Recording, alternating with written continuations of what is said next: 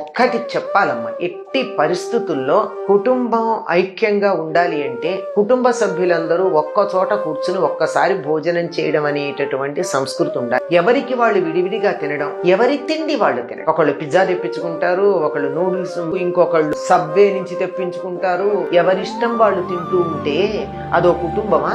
కాదు కదా. భోజనం దగ్గరే సంస్కారం బయటపడేది, మానవ సంబంధాలు పెరిగేవి, మనిషితో మనిషికి ఆప్యాయతలు, అభిమానాలు, ఇష్టాలు, ఒకళ్ళ పట్ల ఒకళ్ళకి ప్రేమ కలిగేది భోజన సందర్భంలో.